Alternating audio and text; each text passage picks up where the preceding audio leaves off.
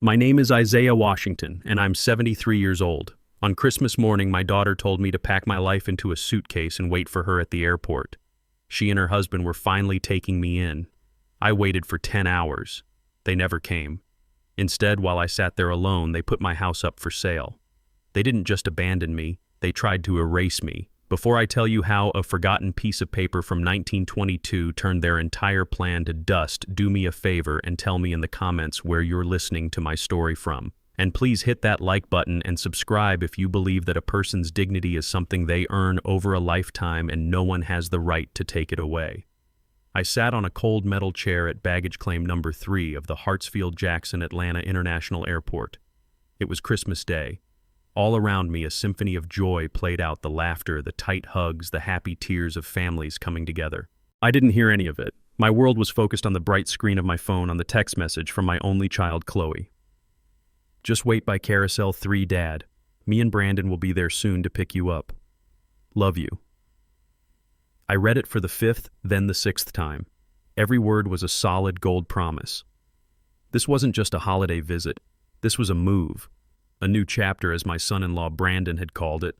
He'd clapped me on the shoulder a few weeks back, his smile as white and blinding as a car's high beams. "No more living alone in that old house, Dad Ike," he'd said. "It's time you let us take care of you." They promised me an in-law suite in their big fancy house out in Buckhead. A room with its own bathroom, a window overlooking the garden, and no more worrying about a leaky roof every time a storm rolled through. Chloe had painted such a beautiful picture, Sunday dinners, fishing trips with the grandchild I'd always hoped for. I believed her. I was desperate to believe her. For that belief, I did things I never thought I would. I sold my old '98 Ford F-150, my trusted companion for over 20 years. I carefully packed away the most precious pieces of my late wife Annette into 2 cardboard boxes, the photo albums, her collection of jazz records, the scarf she knitted for me during her last winter. This morning, before the Uber arrived, I'd left the keys to my house on the kitchen counter right next to a tin of ginger snap cookies I'd baked for them. My life, my entire 73 years, had been handed over. An hour passed. The families around me had thinned out, their happy noises fading into the chilly Christmas air outside. Just holiday traffic, I told myself. Atlanta is always like this. I pulled a peanut brittle bar from my pocket, the kind Annette used to make, and chewed it slowly. 2 hours, then 3. The baggage carousel had long since stopped moving. The area was now occupied by just me and a couple of janitors lazily pushing their cleaning carts. The patience of an old mechanic like me started to wear thin. I called Chloe. The phone rang once, twice, then went straight to voicemail. Her voice, bright and cheerful, filled my ear. "Hi, you've reached Chloe. I can't get to the phone right now, but please leave a message." I hung up, a strange unease beginning to crawl up my spine. I tried Brandon. His phone didn't even ring. It went directly to his voicemail. That was odd. Brandon was always bragging about how he never missed a call, how it was the key to success. 5 hours. 6. The airport was becoming a hollow shell of what it was. The Christmas lights blinking on the plastic trees looked lonely and out of place. The cold from the metal chair had seeped through my heavy coat. A gnawing hunger started in my stomach. It wasn't just for food, it was for an explanation. I've worked on engines my whole life. I believe in logic, in cause and effect. If a part isn't working, there's a reason. And this made no sense. I tried to push away the worst thoughts. Maybe they got in an accident, but the police would have called. Maybe their phones died. But both of them at the same time, unlikely. I paced back and forth, my old legs aching. Every time a car pulled up to the curb outside, my heart would leap with hope, only to sink back into a pit of disappointment. 10 hours. Night had completely fallen outside the giant glass windows. My phone's battery was at 5%. My whole body was trembling, not from the cold, but from a terrifying feeling of being utterly and completely abandoned. I was 73 years old, alone in an empty airport on Christmas night, with everything I owned in 1 suitcase and 2 cardboard boxes.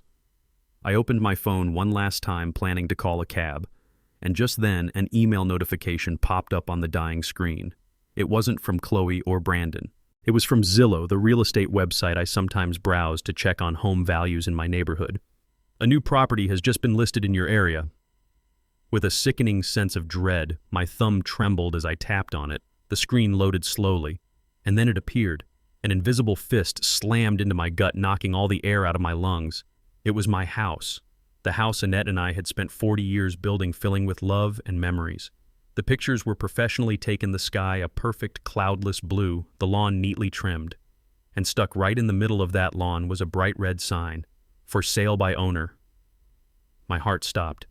I zoomed in on the picture, my eyes fixed on the small numbers printed below the words. It was Brandon's cell phone number. They weren't coming. They were never coming. They weren't stuck in traffic. Their phones hadn't died. They had simply thrown me away. The promise of an in-law suite was a lie. Telling me to leave the keys was part of the plan.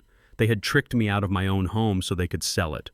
For a moment, the world tilted. I had to grip the armrest of the chair to keep from falling. But then, through the despair, another feeling began to rise. A cold, sharp, and clear anger like a shard of ice. I was not some senile old fool they could just cast aside. I trembled as I opened my call log, and I saw it. 28 missed calls, all from the same number. Tariq, the young software engineer who lived next door, the one whose old motorcycle I sometimes helped him fix. It all clicked into place. Those weren't Christmas well wishes. They were warnings. The boy had seen something and had been trying to tell me. But I'd had my phone on silent, naively waiting for a call from my own daughter. The grief inside me froze into a kind of cold, hard clarity. I had cried enough tears in my life. I had sacrificed enough. I was not a burden to be discarded. I am Isaiah Washington, and nobody, not even my own flesh and blood, gets to treat me like this. The battery was at 1%. I didn't call a cab. I scrolled through my contacts to a name I knew I could trust with my life, the only person left who truly knew both me and Annette. I hit the call button. It rang once. "Hello." The woman's voice on the other end was warm and familiar. "Maya," I said, fighting to keep my own voice from breaking. "It's Ike. I'm at the airport. We've got a problem." Maya arrived in under an hour. She pulled her 10-year-old Toyota Camry to the curb, the engine humming with the reliability of its owner. Maya, my late wife's younger sister, was a retired nurse. She had a way of looking at a situation and seeing not chaos, but a series of problems that needed to be solved in a specific order. She got out of the car, her face a mask of calm concern. She didn't rush over with frantic questions. She just looked at me, then at the single suitcase and the 2 cardboard boxes at my feet, and she understood. Her hug was firm and brief, the kind that doesn't offer pity, but strength. "Let's get you out of here, Ike," she said, her voice steady. She grabbed the suitcase herself, and I took the boxes, the ones containing the last physical traces of my Annette. The short walk to her car felt like a mile. Every step was heavy with the weight of my own foolishness. We drove in silence for a long time. The city lights of Atlanta blurred past my window, a river of red and white on the dark pavement. We were heading south, back towards the old neighborhood, back towards my home, or what I thought was my home. My mind kept replaying Annette's voice, a soft but persistent echo from years ago. We were sitting on our porch swing, watching Chloe and a young, eager-to-please Brandon unload groceries from his shiny new car. "There's something about that boy, Ike," she had said. Her eyes narrowed just a little. His smile never quite reaches his eyes. I had dismissed it then, telling her she was being too critical. I told her he made our daughter happy, and that was all that mattered. I was a fool, a blind, sentimental fool who wanted to believe in the fairy tale his daughter was living. I wanted to see the best in her and in the man she chose. I never stopped to consider that some fairy tales are written by wolves. Annette never trusted him, I finally said out loud, my voice raspy. Maya kept her eyes on the road, but she nodded. "She saw right through him," she replied, her tone even. "She said he had the charm of a snake. She worried that Chloe was so in love with the life he promised her that she couldn't see the man he actually was." Maya took a slow breath. "You and I, Ike, we come from a generation that believes you build a life with your own 2 hands. His generation, some of them believe you just take it." We turned onto my street. My street. The familiar oak trees lined the sidewalk, their branches bare against the winter sky. Christmas lights twinkled from my neighbor's windows. It all looked so normal, so peaceful. And then I saw it. The sign. It was just as jarring in real life as it was on my phone screen. A blood-red sign, professionally printed, pounded into the lawn Annette had spent decades nurturing. For sale by owner. And below it, Brandon's name and his cell phone number printed in bold, arrogant letters. He hadn't even tried to hide it. He was proud of it. "Pull over," I whispered. Maya stopped the car directly across the street. For a moment, I just stared. I could see the porch swing where Annette and I had talked. I could see the window of the room that was supposed to be a nursery for a grandchild that never came. Memories, 40 years of them, were being advertised for a quick sale. "Let me just try," I said, my voice barely audible. "I have to." Maya didn't argue. She just watched as I got out of the car and walked across the street, the old key to my front door feeling heavy and useless in my hand. My legs felt like lead. Each step was a betrayal of my own common sense. I walked up the familiar concrete path past the rose bushes Annette had planted. I reached the front door. My hand was shaking as I lifted the key. I slid it into the lock. It went in halfway, then stopped with a hard metallic clink. It wouldn't turn. It wouldn't budge. I tried again, jiggling it, pushing it, my desperation growing with each failed attempt. But it was no use. The lock had been changed.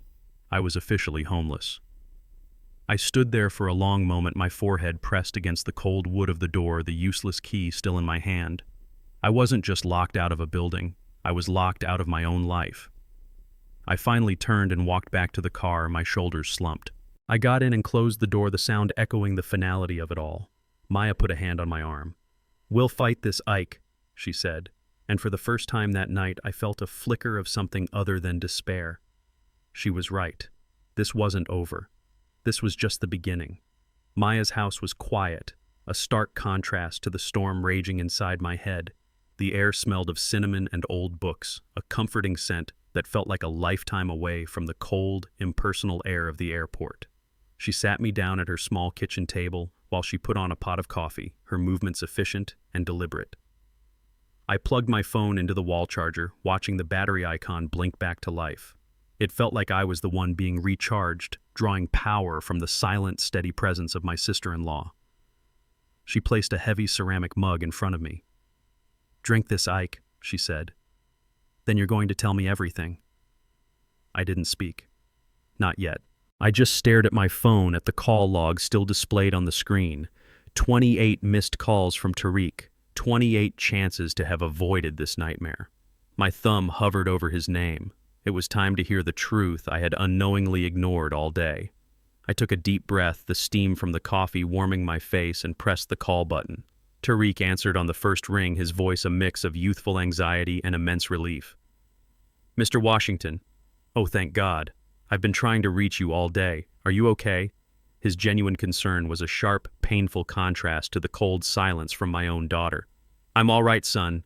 I managed to say, my voice steadier than I expected. "I saw you called. What's been going on?" There was a brief hesitation on the other end of the line, as if he was reluctant to be the one to deliver the blow. "Mr. Washington, I don't know how to say this, but things have been strange over here for a while. It started a few months ago. Your son-in-law, Brandon, he started bringing these men around. Guys in expensive suits carrying clipboards and measuring tapes. They'd walk around your yard pointing at the property lines, talking quietly amongst themselves." I listened, my knuckles turning white as I gripped the coffee mug. I pictured it clearly, these vultures circling my home while I was inside, completely oblivious. Tariq continued his words, tumbling out faster now. "I asked Brandon about it one day. He just gave me this big flashy smile and said they were contractors. Said he was planning some big renovations for you. A surprise." A surprise. The bitter irony of that word tasted like ash in my mouth. "But that wasn't the worst part, sir," Tariq said, his voice dropping lower. "He started telling people in the neighborhood that you weren't feeling well. He told Mrs. Henderson next door that your memory was starting to go. He said you were getting confused and that he and Chloe were making arrangements to take care of you." The coffee mug trembled in my hand. So that was the story. He wasn't just stealing my house. He was stealing my mind, my reputation. He was painting me as a feeble old man who couldn't be trusted, a man who needed to be managed. He was erasing me before I was even gone. Tariq's voice pulled me back from the brink of my own anger. "It all came to a head this past week. A locksmith came and changed the locks on your front door, and then today, on Christmas Day, a moving truck showed up around noon. It wasn't a big one, but they cleared out some of the main furniture from the living room. I thought maybe you knew that you were moving, but then a few hours ago they pounded that for sale sign into your lawn. My gut just told me something was terribly wrong. That's why I kept calling. The pieces of the puzzle clicked into place, forming a picture of betrayal so meticulous and cruel it was hard to comprehend. And as Tariq's words about my failing memory echoed in my ears, my mind was violently thrown back to a sunny afternoon 3 weeks ago. I was sitting at my own kitchen table, the same one I was now locked out of. Brandon was across from me, a sleek leather briefcase open beside him. He was talking fast, his words smooth and reassuring. "It's just some standard estate planning, Dad Ike," he'd said, pulling out a thick stack of papers. "Just some legal stuff to make sure you're protected, to make things easier for Chloe and me down the road." He spread the documents out, a sea of fine print and legal jargon that made my head swim. He never gave me a chance to read any of it.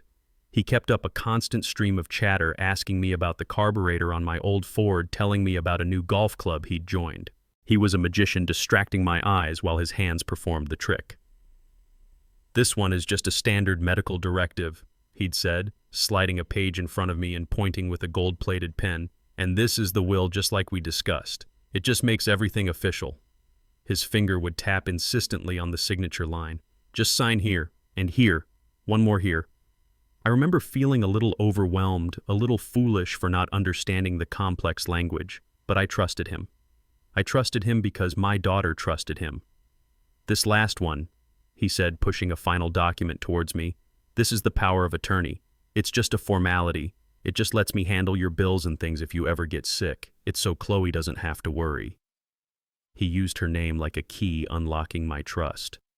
I picked up the pen. I remember the weight of it in my hand, the smooth flow of the ink as I signed my name. I signed away my home. I signed away my savings. I signed away my life, and I did it with a trusting smile. The memory evaporated, leaving me back in Maya's kitchen, the phone still pressed to my ear. The silence on the line was heavy. "Mr. Washington, are you still there?" Tariq asked, his voice laced with concern. "Yes, son," I said, my own voice sounding distant and hollow. "I'm here. Thank you. You've done more for me today than you know." I ended the call and placed the phone back on the table. I looked at Maya and she saw the horrifying truth in my eyes. "He had me sign it," I whispered. "He told me he was protecting me." Maya reached across the table and placed her hand over mine. Her grip was strong, anchoring me to the present. "Then we protect you now," she said. And in that moment, the victim who had been abandoned at the airport died, and the fighter who would reclaim his name was born. Maya didn't let me sit in my anger for long. Action was her medicine. "Grieving comes later, Ike," she said, taking the empty coffee mug from my hand and placing it firmly in the sink. "Right now we act." She pulled out her phone and made a call. Her voice was low and efficient, the same tone she must have used 1,000 times as a charge nurse directing her staff during a crisis. "Imani, it's Maya Johnson." "Yes, I'm fine. Listen, I have a situation here, a bad one. It's my brother-in-law. It's elder abuse and it's happening right now." She listened for a moment, then nodded. "Thank you. We'll be here." She hung up and looked at me. "My friend's daughter. She's a lawyer with the Atlanta Legal Aid Society. She's smart, she's tough, and she doesn't get paid enough to be scared of guys like Brandon. She's on her way." Less than an hour later, Imani Vance was sitting at Maya's kitchen table. She was nothing like I expected. She was young, maybe in her early 30s, with sharp, intelligent eyes that seemed to take in everything at once. She wore a simple black dress and carried a tablet, not a briefcase. She didn't offer empty platitudes or coddling sympathy. She listened. I told her the entire story, from the promise of the in-law suite to the power of attorney to the phone call with Tariq.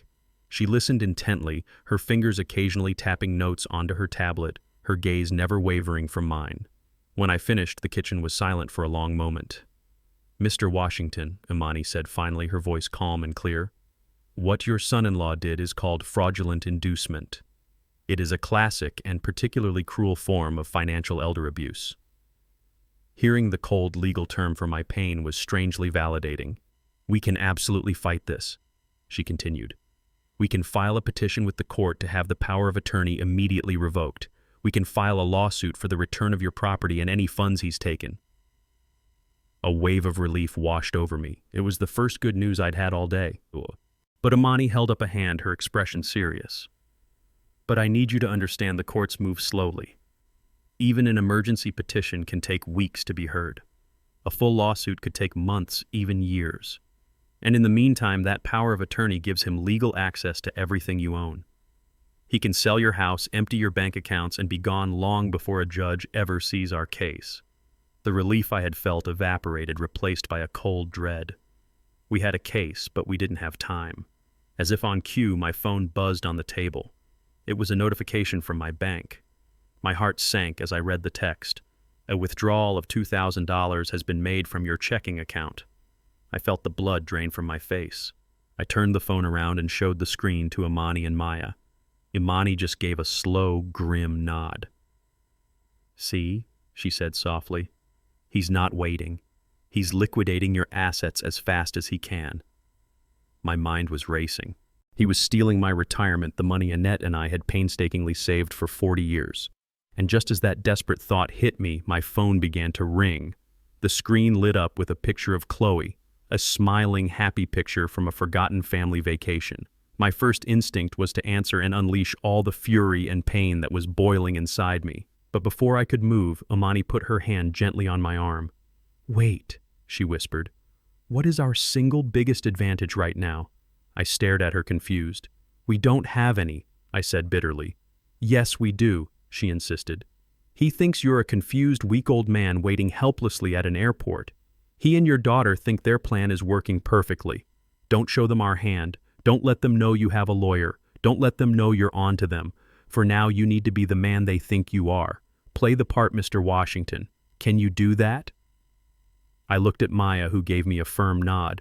I took a deep, shaky breath and answered the call, putting it on speaker. "Daddy!" Chloe's voice was sickly sweet, laced with fake tears. "Oh, Daddy, I am so sorry. We had the most terrible scare. There was an accident. Brandon's car. We've been at the hospital all day. We just got home." The lie was so blatant, so poorly constructed, it made me sick to my stomach. I took a moment, then let out a shaky, frail-sounding breath.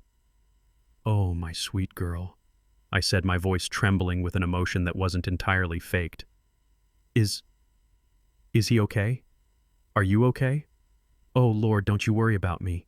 I'm still at the airport. I was just so worried about you both." There was a brief pause on her end, and I could almost hear her relief. I was buying it.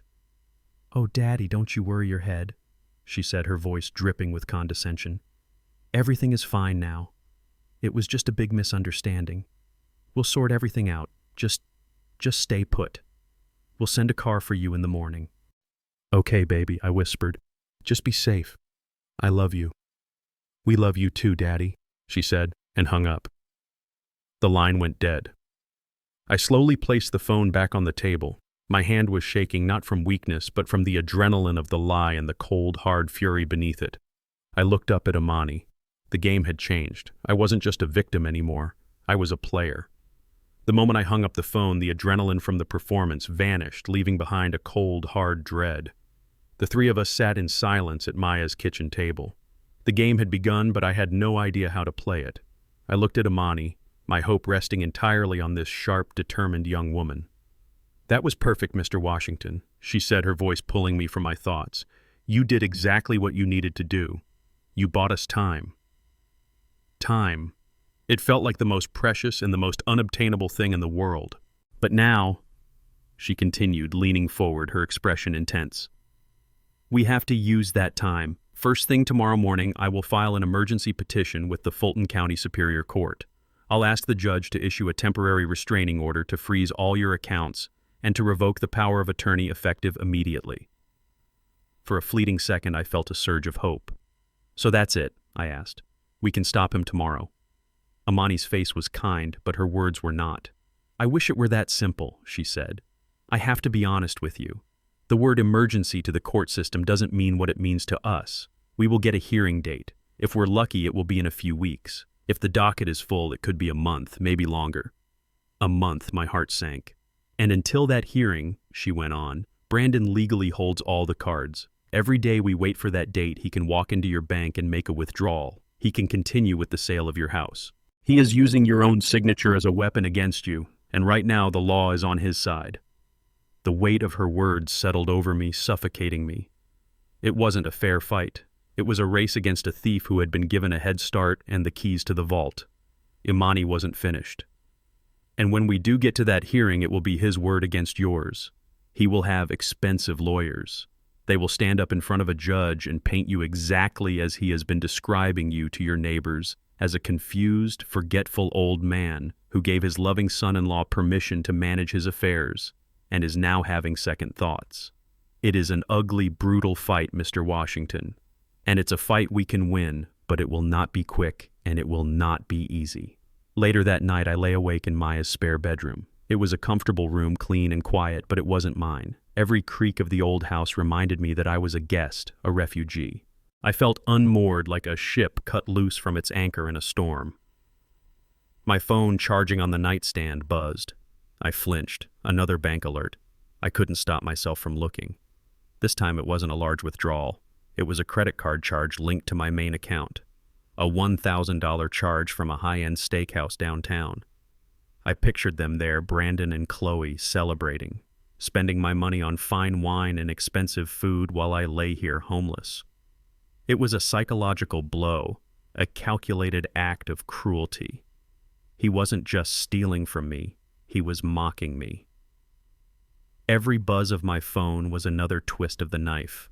I felt a wave of helplessness so profound it was like drowning. I had played my part. I had followed the lawyer's advice, but the system was too slow. I was trapped, forced to watch as a parasite drained my life's work day by day. I closed my eyes, trying to block it all out, and an image of Annette appeared in my mind. Not from her final days, but from years ago. She was standing in our attic, surrounded by stacks of old boxes, a smudge of dust on her cheek. It was a memory of an old playful argument we used to have. "Annette, for heaven's sake, why are you keeping this old gas bill from 1985? I had asked, holding up a faded piece of paper. She had taken it from my hand and smoothed it out gently. "You never know, Ike," she'd said, her voice full of a conviction I didn't understand at the time. "A piece of paper is a piece of history. It's proof. It shows where we've been and what we've done. People can twist words, they can lie about what they remember. But the things on paper, they just tell the truth. Don't you ever let anyone convince you to throw away your history, Isaiah. There's real power in it." The memory was so vivid, so clear. I sat bolt upright in bed, my heart pounding.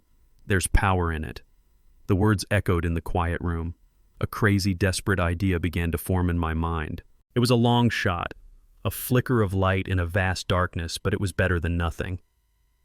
I got out of bed, my movements now filled with a purpose I hadn't felt hours ago. I walked out into the living room where Maya was reading under a small lamp. She looked up, her face full of concern. "Can't sleep?" she asked. "Maya," I said, my voice urgent. "Annette's old boxes, the ones you brought over from my attic after she passed, the ones you always joked were full of her junk. Where are they?" She looked at me confused. "They're in the storage closet down the hall." "Ike, what on earth are you thinking? What could possibly be in there to help us now?" I looked back at her, the flicker of hope inside me growing into a small, steady flame.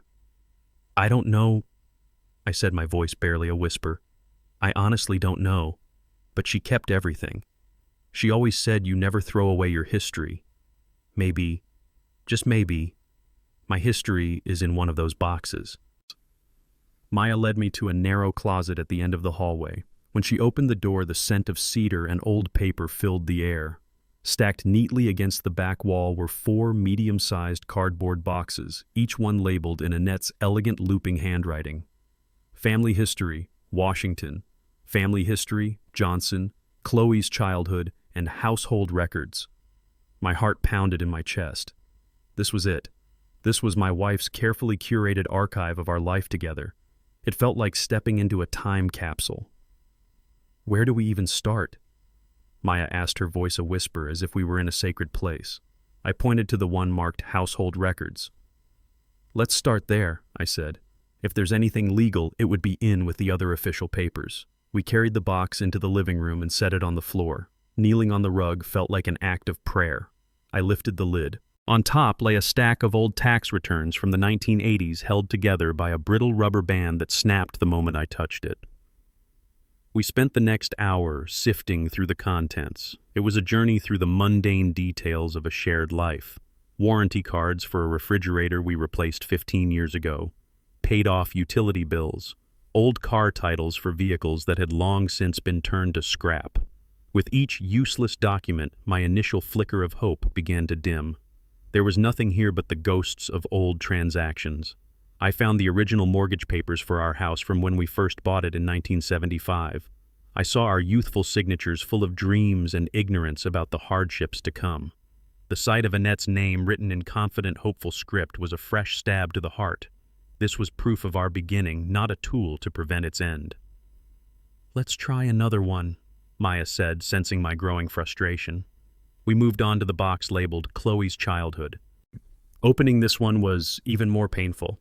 It was a treasure trove of a father's memories, her first pair of tiny sneakers, a lock of her baby hair still soft and fine tied with a pink ribbon, report cards with proud gold star stickers from her teachers, a crayon drawing of our family with me as a tall stick figure, Annette with a bright yellow sun for a head, and Chloe as a small smiling circle between us.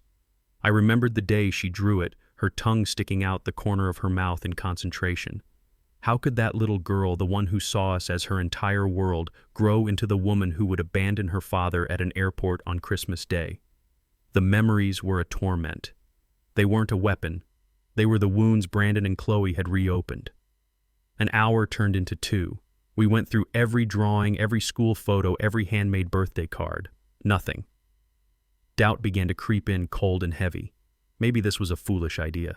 Maybe I was just a desperate old man chasing ghosts. "Ike," Maya said gently, placing a hand on my shoulder. "It's almost 3 a.m. Maybe there's nothing here. We should get some rest. We need to be sharp for when Amani calls." She was right, of course. It was a fool's errand. I was about to agree to close the lid on the past when the memory of Annette's voice came back to me as clear as if she were standing in the room.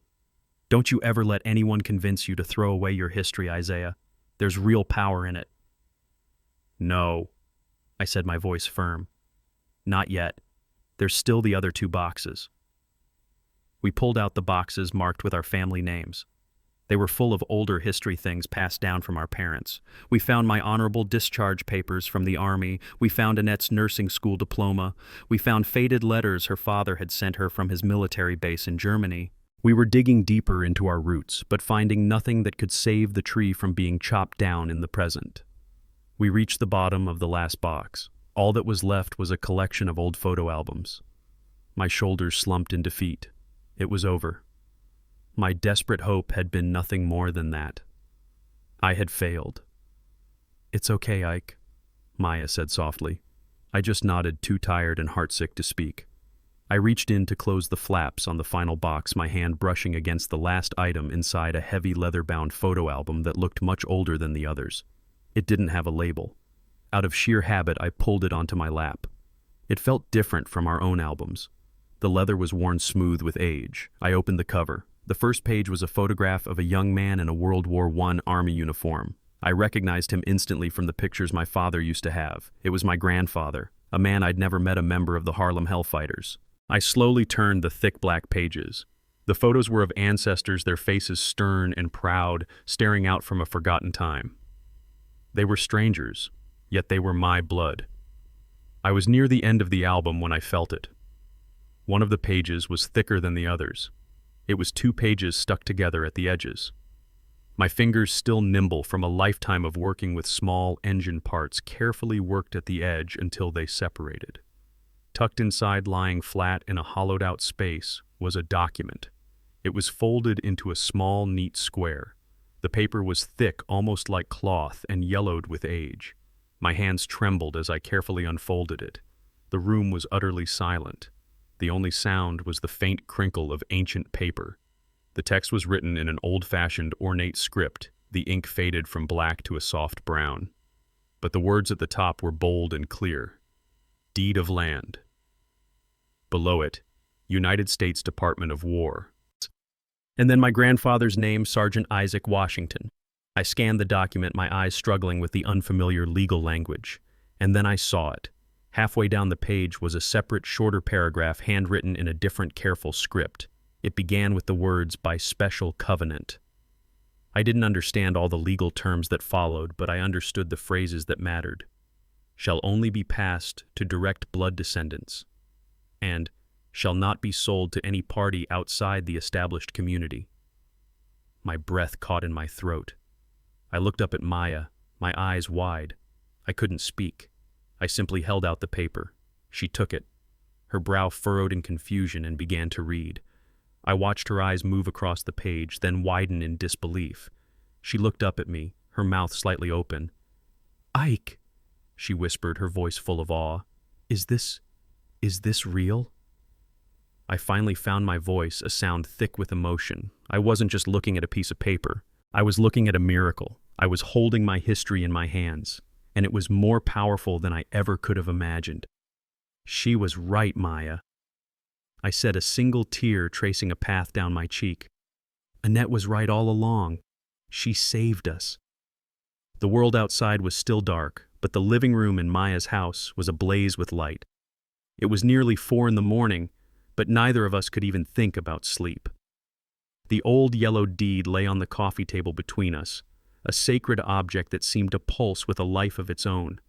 My hands were still shaking, not from fear, but from a surge of adrenaline so powerful it made me feel 20 years younger. I took out my phone, my movements now precise and certain. I snapped a clear, well-lit picture of the entire document and another close-up of the handwritten covenant. Without a moment's hesitation, I sent them in a text message to Imani Vance. I added a simple message. "I think I found something. Call me as soon as you get this." I knew it was an ungodly hour, but I had a feeling she wouldn't mind. Less than 5 minutes later, my phone rang. "Mr. Washington." Imani's voice crackled on the line, sharp and awake. "Please tell me what I'm looking at is real." I put the phone on speaker so Maya could hear. "It's real, Imani," I said, my voice thick with the emotion of the last hour. "It was in an old family album. It's the original deed to the property granted to my grandfather after he came back from the First World War." I told her the story, the one my father had told me about Sergeant Isaac Washington and the Harlem Hellfighters, and the piece of land that was meant to be a foundation for a family, a safe harbor in a hostile world. I could hear the faint sound of typing as I spoke. When I finished, there was a moment of stunned silence on the other end of the line. Then Imani let out a low whistle. "Mr. Washington," she said, and I could hear the excitement vibrating in her voice. "This is not just something, this is everything. This is a bombshell." "But is it still valid?" Maya asked, leaning closer to the phone. "A lawyer could argue about that for years," Imani admitted. "They would say a restrictive covenant like this from that era is outdated, that it wouldn't hold up against modern property laws. And you know what? They might even be right eventually." My heart faltered for a second, but Imani quickly continued, her voice hardening with strategic purpose. "But here is the beautiful part. We don't need it to hold up in court. We don't have to win that argument. The mere existence of this document is the weapon." She explained it to us then, her words cutting through the complex legal fog with beautiful, simple clarity. "What this document does," she said, "is create something we lawyers call a cloud on the title. It means the absolute clear ownership of the property is now in question. No developer will build on it, no bank will issue a mortgage against it, and no title insurance company will ever cover it, not as long as this cloud is hanging over it. By simply filing a legal claim based on this deed, we can tie that property up in litigation for the next decade. We make it radioactive. To a man like Brandon who needs to sell it fast to get his hands on the cash, that property just became completely and utterly worthless." I felt a slow smile spread across my face. It was the first time I had smiled in what felt like an eternity. She was brilliant. Annette's history and Imani's strategy, the past and the present, were coming together to forge a perfect weapon. "So what now?" I asked, my voice no longer that of a victim, but of a willing soldier. "Now," Imani said, and I could practically hear her smile through the phone, "we change the entire game. We are no longer on the defensive waiting weeks for a judge to hear our plea. We are going on the offensive. We are no longer asking the system to give you back your house. We are going to put Brandon in a position where he will beg you to take it back." The plan she laid out was simple and ruthless. I'm going to call his lawyer as soon as their office opens. I will be polite. I will say that my client, Mr. Washington, is prepared to discuss a settlement to avoid a lengthy and embarrassing public dispute. We will arrange a meeting for as soon as possible, preferably tomorrow. We will not mention this deed. We will let them walk into that room believing they hold all the power. We will let them walk right into our trap. After we hung up, I walked over to the window. The first faint traces of dawn were beginning to streak the eastern sky with shades of gray and purple. I picked up the old deed from the table, the paper feeling warm and alive in my hands. I thought of my grandfather, a man who fought in the trenches of France. I thought of my father, who worked 2 jobs to keep our family fed. I thought of Annette, whose quiet wisdom had just reached out from beyond the grave to protect me one last time. This wasn't just about a piece of land anymore. It was about a legacy. It was about a century of struggle, of dignity, of a family that bent, but never broke. The sun was coming up. For the first time since Christmas morning, I felt its warmth. The board had been flipped, and now it was our move. The meeting was set for 10 o'clock the next morning. Imani's office wasn't in some high-rise glass tower downtown. It was a small, clean, functional space in a modest building that housed other nonprofits and community services. The air smelled of brewing coffee and old paper files. It was a place where battles were fought not for profit, but for people. Sitting there with Maya on one side of me and Imani on the other, I felt a sense of calm I hadn't experienced in days. We were not victims waiting for a verdict. We were a united front waiting for the enemy to walk onto our chosen field of battle. Brandon and Chloe arrived exactly at 10. Brandon strode in first, wearing a tailored navy blue suit that probably cost more than my first car. He looked powerful, annoyed, and utterly in charge. He exuded an aura of condescending impatience, glancing at his Rolex as if our meeting was a minor inconvenience he had to get through before his next important deal. Chloe trailed behind him like a shadow. She was dressed in expensive clothes, but she wore them like a costume. She wouldn't look at me. Her eyes darted around the small office, focusing on a crack in the ceiling, a water stain on a poster, anything but the face of the father she had betrayed. She looked pale and exhausted, and for a fleeting moment I felt a pang of pity for her. But it vanished as soon as Brandon spoke. He didn't greet us. He didn't ask how I was. He simply took charge of the room, sitting opposite me and placing his sleek briefcase on the table with a soft, authoritative click. "All right," he began with a heavy sigh. "Let's get this over with. I've canceled 2 important client meetings for this." He looked directly at me, his eyes cold and devoid of any warmth. "Look, Dad, Ike, I get it. You're upset. There was a breakdown in communication. Things moved faster than we anticipated and feelings were hurt. It's regrettable." He said the word regrettable, as if he were talking about a stock that had underperformed, not a father he had left stranded in an airport. He made it sound like a simple business error. He then reached into his briefcase and pulled out a single, neatly folded document. It was a cashier's check. He slid it across the table. It stopped just in front of me. "Chloe and I have discussed this," he continued, his voice dripping with false generosity. "And we are prepared to offer you $20,000. I stared at the check. The number was written in crisp black ink. $20,000. The price of my home. The price of my dignity. The price of a lifetime of love and sacrifice. Consider it a gift," he said, a smug little smile playing on his lips, "for your troubles. It's more than generous. You can get a nice room and a decent facility with that. Maybe find a new hobby, take up painting. But the house and any other assets are off the table. That ship has sailed. The deal is done." During his entire speech, I did not move. I did not speak. I kept my hands folded on my lap, my back straight, my face as still and unreadable as a block of granite. I followed Imani's instructions to the letter. Inside, a storm of fury was raging. I looked at my daughter, hoping to see a flicker of shame, of remorse. I saw nothing. She just stared at her hands, a willing accomplice to my complete and utter humiliation. I felt the last vestiges of my hope for her crumble into dust. She was no longer the little girl from the crayon drawing. She was a stranger. When Brandon finished, a heavy silence filled the room. He clearly expected me to grab the check, to stammer my thanks, to shuffle away defeated. He was waiting for his victory lap. But Imani didn't even glance at the check on the table. She let the silence stretch out, letting his arrogance hang in the air until it became uncomfortable. Then slowly, deliberately, she reached into her own bag. She pulled out two simple manila folders. She slid the first one, the thicker of the two, across the table toward Brandon. Her movements were calm, precise, and deadly.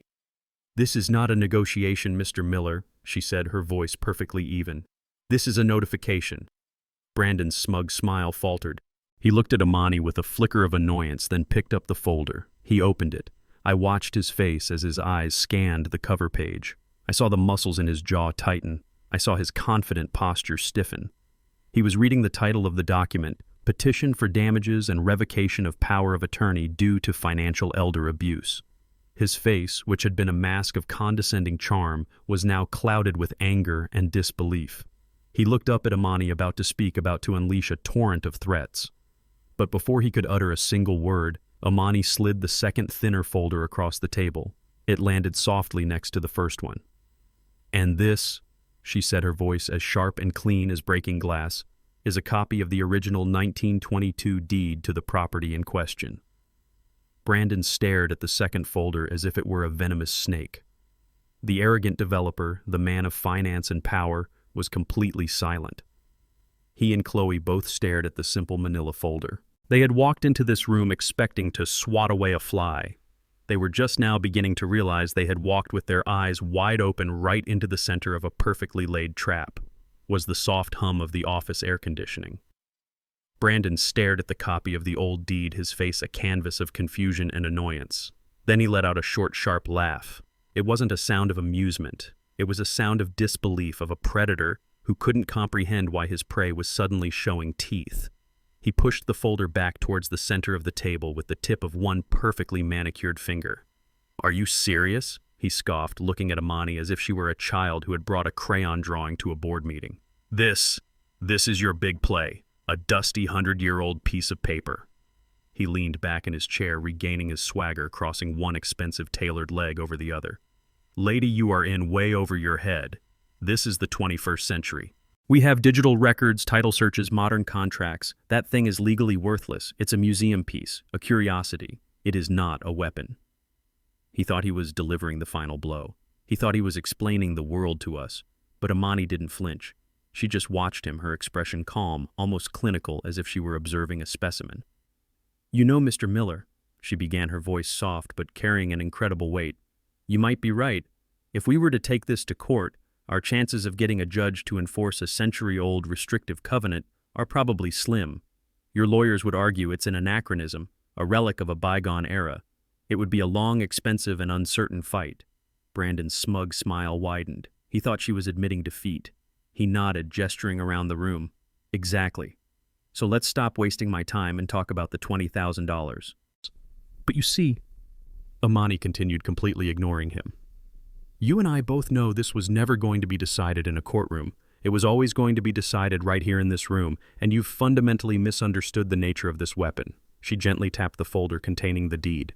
"You think its value is legal. You're wrong. Its value is in the story it tells." Brandon's smile faltered. He looked confused.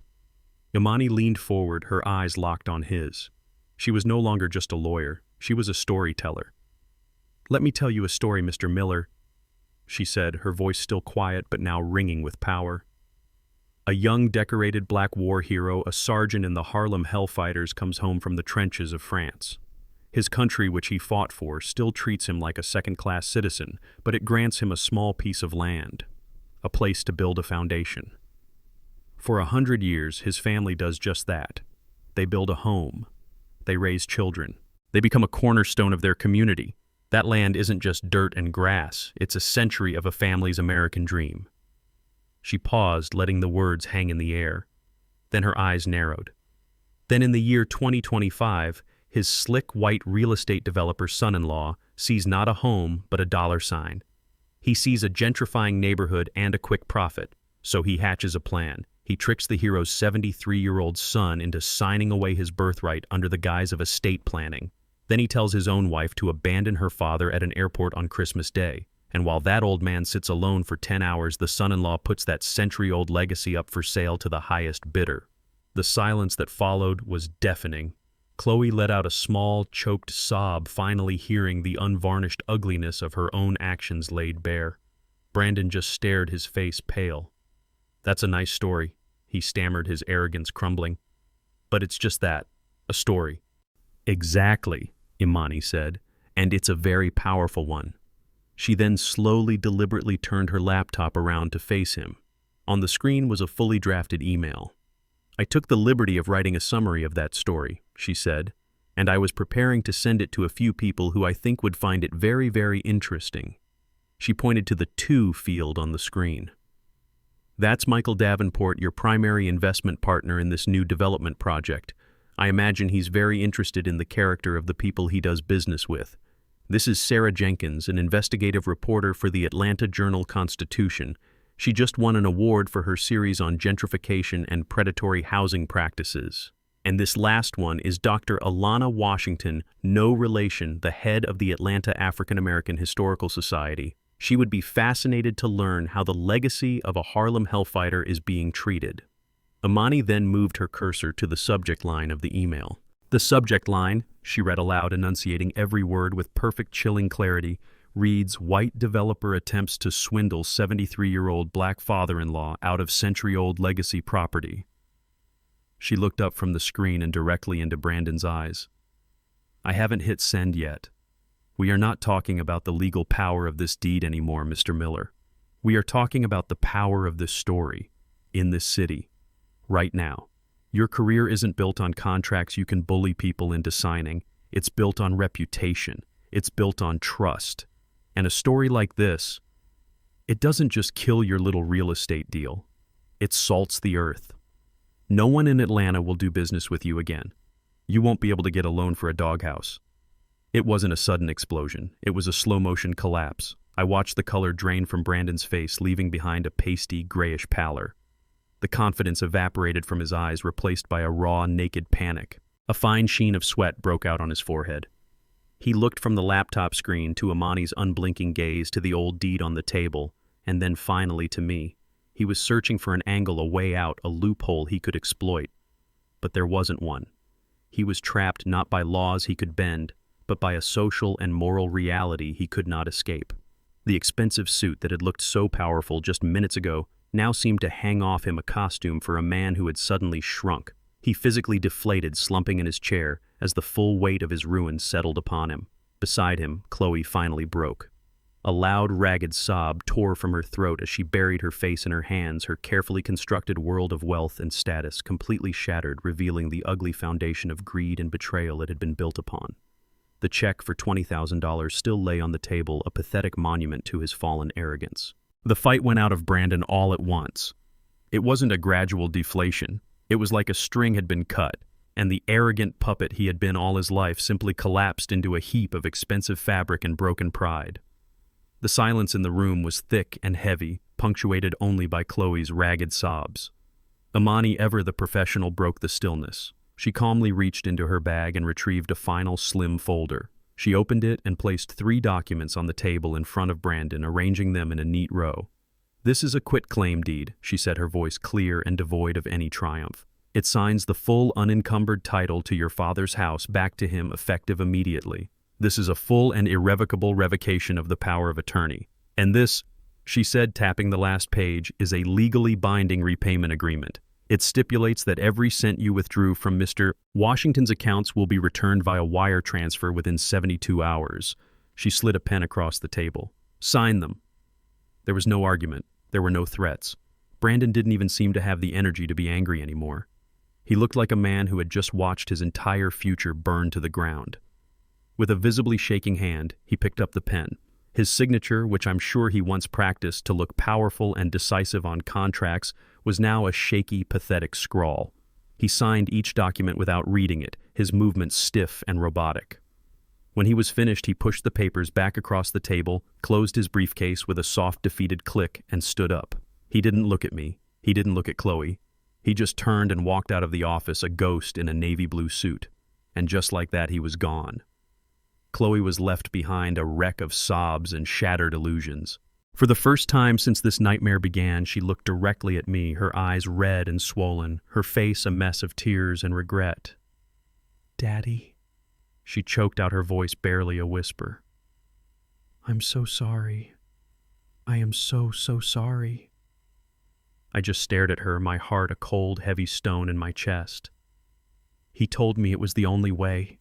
She pleaded, the words tumbling out in a desperate torrent. He showed me spreadsheets and debts. He said we would lose everything if we didn't get some capital quickly. He said it was just a loan that we would pay you back. I never wanted. I just went along with it. Her words were a pathetic excuse, the confession of a woman who was too weak to stand up for what was right, too blinded by the lifestyle her husband provided to see the monster he truly was. I finally found my voice. It wasn't loud. It wasn't angry. It was quiet and heavy, with the weight of a wound that would never fully heal. The money, the house, I said, shaking my head slowly. Chloe, those are just things. Wood and nails and paper. They can be replaced. I leaned forward, making sure she saw the profound sadness in my eyes. But what you did, you looked at your own father, the man who held you when you were sick, the man who taught you how to ride a bicycle, and you decided he was worthless. You decided that his life, his history, everything your mother and I built was worth less than a quick profit. You let that man convince you that I was a burden to be discarded. I stood up then, my old bones aching with more than just age. That's the part I don't know how to fix. You didn't just break my heart, Chloe, you broke my trust. And trust, that's a much harder thing to rebuild than a house. I turned and walked out of the office, leaving her alone with the consequences of her choices. A few weeks later, I was sitting on my own porch swing in my own house. The ugly red "for sale" sign was gone, leaving only 2 small holes in the lawn that were already beginning to heal. The locks had been changed again, but this time I was the one who held the key. The air was crisp and cool, and the neighborhood was quiet. For the first time in a long time, I felt a sense of peace. It wasn't a feeling of victory. It was the simple, profound feeling of being home. My phone rang, and I saw Chloe's name on the screen. I hesitated for a moment, then answered. Her voice was small, fragile, stripped of all its former confidence. "Daddy," she said, I know you probably don't want to talk to me, but I had to ask. Can we ever start over?" I looked out at the old oak tree in my yard, its branches reaching for the sky. I thought about the deed from 1922, about the long line of family that had come before me and the legacy I had almost lost. "That's a long road, little girl," I said, my voice soft but clear. "A very long road, and it has to start with the truth."